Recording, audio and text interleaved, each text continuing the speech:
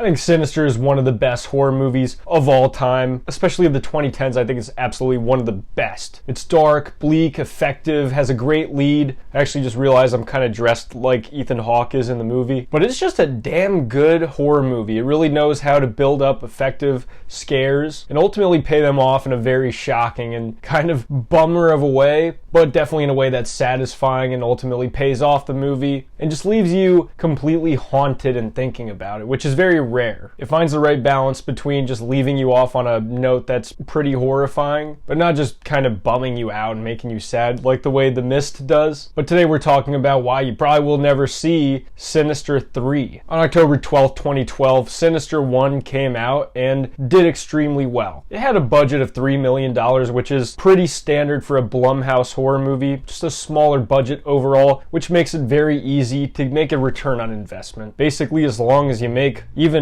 on the high end, $9 million, which is 3 times the budget, you definitely broke even at that point, after marketing and everything. So it completely exceeded expectations when it made $48 million domestically, $34 million internationally, and leaving the movie at a total of $82 million worldwide. Obviously, that's a huge multiplier when you consider the budget, and exactly the thing that's in Blumhouse's wheelhouse. Getting these horror movies made for cheap, turning an immense amount of profit with them, that is their business model, and Sinister is one of the prime examples of that business model working and being sustainable. But even besides the money that we're talking about, the movie was received extremely well. I mean, I'm not huge on the critical or aggregate websites, especially with Rotten Tomatoes, because I feel like that binary of did I like it or did I not kind of removes any and all nuance to it, because a 10 is the same as a 6 and a 1 is the same as a 5 on those websites. But Sinister still received a fresh rating, 64% with critics and a 62% with audience, which I feel like is a little bit lower than I expected. I would have thought it would be better. Maybe my own biases influenced in there, but I feel like a lot of people for the most part really do enjoy this movie and it's generally well received. It got a 6.8 on IMDb, which is very high for a horror movie, I would say. So I think it's safe to say that at the very least critics praised it or liked it and the general audience dug it. And I think that too, this is where Scott Derrickson really was officially put on the map as a staple in horror. He had that Hellraiser straight-to-DVD movie before this, and he had The Exorcism of Emily Rose, where I think that he was able to showcase his talents a little better. But in my mind, Sinister is where he really rose to fame, rose to prominence, and I could imagine that this is probably what got his foot in the door with a project like Doctor Strange, which he would go on to do a few years later. And with this success, it became pretty obvious that they had to do a sequel. Basically, every horror movie that makes as much money as Sinister does is going to have a sequel. So a couple years later, we got that sequel with Sinister 2. And I think that one of the first obvious mistakes that this movie made was not coming out in the October season.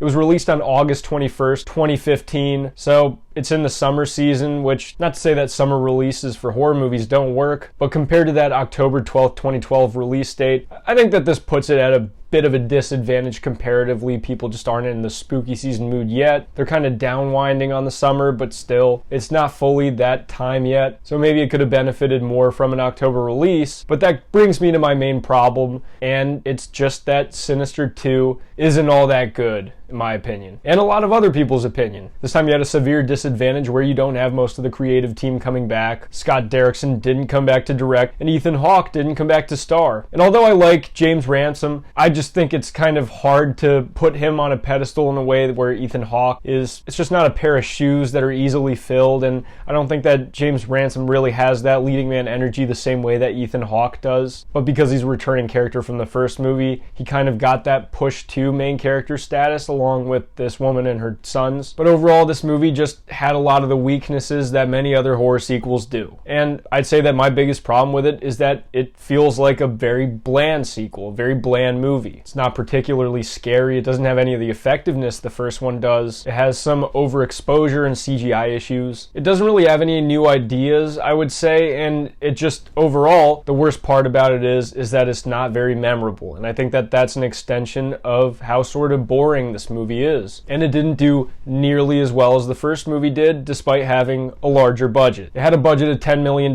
which is over 3 times as much as the first movie. But despite that, it made $27 million domestically, $21 million less than the first movie did domestically. And then internationally, it also trailed behind, made only $25 million which is of course $9 million less than the $34 million that the first one made internationally. And that brings us to a total for the second movie of $53 million worldwide, $29 million less than the first movie did worldwide. And you can look at it and say, like, yeah, generally this is overall a win. The movie was profitable, it did well enough, and it made 5 times its budget. But when you put it in the context of how little it cost to make the first movie, how much more that one did, and then with this one that it cost more to make and had diminishing returns, overall that's not generally a win. And then, like I alluded to earlier, a lot of people didn't dig this movie nearly as much as the first one. And just getting back to that comparative level with the Rotten Tomatoes, the critics' scores, it only got a 15% critical rating and a 31% audience rating, so neither the critics nor the audience were digging this movie or found it very compelling, which I would say is probably the main issue that got in the way of making a third one. It got a 5.3 on IMDb as well, so it's not hard to say that just in general, critics kind of savaged it. Audiences didn't really like it. And when you have such a large gap in the box office from the first movie, it's just a weird thing to think about as far as diminishing returns. And that's the main decision that studios make when they're looking at whether they should make a third movie or a sequel. And on the trajectory from the first to the second one, it was a significant margin, both box office wise and critically, and that probably made them question whether there was even viability in this as a franchise, or whether it was even a mistake to make a sequel in the first place. That first movie is so goddamn gritty and effective and compelling that it really didn't need a sequel. In and of itself, it's very good on its own, did not need to be added to. The mystery was unraveled by the end, so you really have to do something new or interesting, add to it, or just retire the franchise. And maybe that's part of the problem, is that this is difficult as far as franchise potential goes. They already told the effective story that they had up their sleeve, and then when we get down to it, is there anything left to tell? And I don't think that anyone's really had an inspiring idea that would warrant a third movie, and I think that the bad taste left in everybody's mouth from the second movie and its severe underperformance compared to the first one has just made them very reticent to